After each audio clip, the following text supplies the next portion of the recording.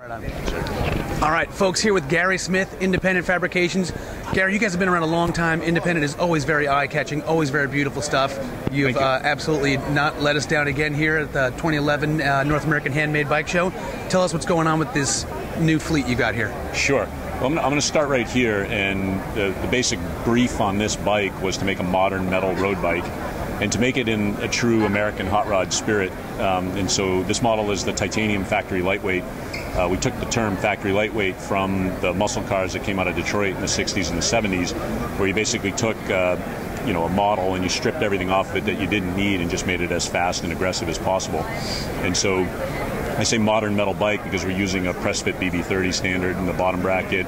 We're using a 44mm inset headset standard, 1 3/4 surface butted titanium down tube, integrated carbon seat mass with our own seat topper. It's just super fast, super stiff, aggressive race bike. We launched this model in the fall. It's actually been quite successful. We're having trouble keeping up with demand, frankly. And so for this show, we decided to make an off-road version of it. And so that's what we have over here.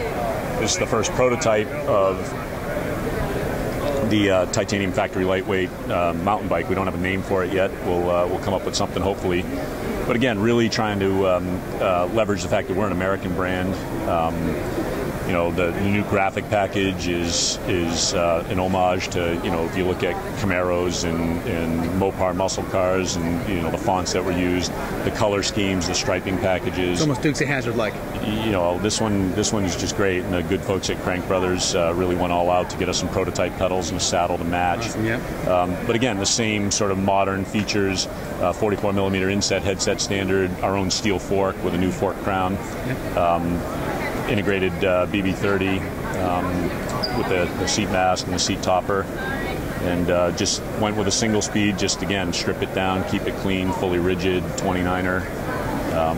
It's kind of all the rage right now. And a customer can go to Independent to get this custom made for them. Absolutely. If they want to do it geared, no problem.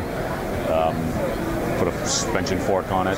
Yeah. And is this could receive an 80 to 100mm travel on that, or? This is just built fully rigid without a suspension corrected fork. Okay. With the travel that's been, keeps growing in front suspension forks, I'm not a big believer in doing suspension corrected forks for 29ers anymore, because what's happening is you end up with a build height on the fork that, you start getting much above 450 in the build height, and you're putting a lot of mass out there, cantilevered out in front of the bike, and you're just asking for problems when you impact things, with a rigid fork. And so I'm a big believer, if you go rigid, go rigid. Don't try to make a Swiss Army knife out of the bike. If you want to go suspension, go suspension. And so it's what it is. Awesome. It's been well received here at the show, huh? Absolutely. People are loving the stripe package and the color scheme, and it's really nice to see people recognize some of the modern standards in metal bikes. All right, so Gary, we've checked out a road bike, mountain bike concept we've got going on. Tell us about this cross bike here. Sure. This is a spin on something that we launched in the road category a couple of years ago. It was our first foray into all carbon. This is the Cross Jester, which is our new all-carbon cyclocross bike. Molly Cameron, our pro racer, had been riding prototypes this past season. And so for the show, we decided to do something a little different. And here we have a single-speed belt drive carbon cross bike. It's featuring the new Phil Wood rear freewheel with the White Industries internals.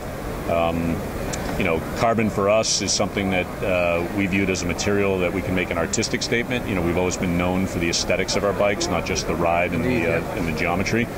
And so using the three-dimensional property of carbon to incorporate their crowns into the lugs. Love it, yeah. And also what was really important for us is to make a bike that doesn't look like a modern bike. It looks like an IF from a distance.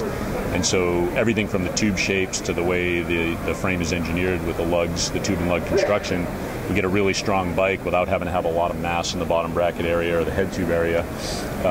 This bike has been through all 5 of the CEN standards and passed with flying colors. It's a really strong frame, and like I said, we've had them on the road for a couple of years, and Molly raced them all this past cross season, and we're really happy with the way it's come out.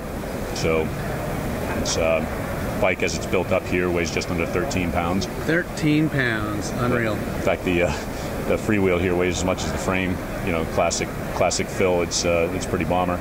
Yeah. So it's just the matte finish. I'm just really happy with the way the bikes come out. Beautiful finishing. Again, Independent does all their finishing in-house. Correct. And Chris Rowe is our lead painter, and Chris is just phenomenal. He's been painting bikes, been painting motorcycles, done a lot of America's Cup yacht work, so he really knows how to deal with carbon. And all painted in logos. It's a beautiful bike. I love the red pops. I do as well. Excellent, Gary. Thank you so much for your time. Thank you. Appreciate it.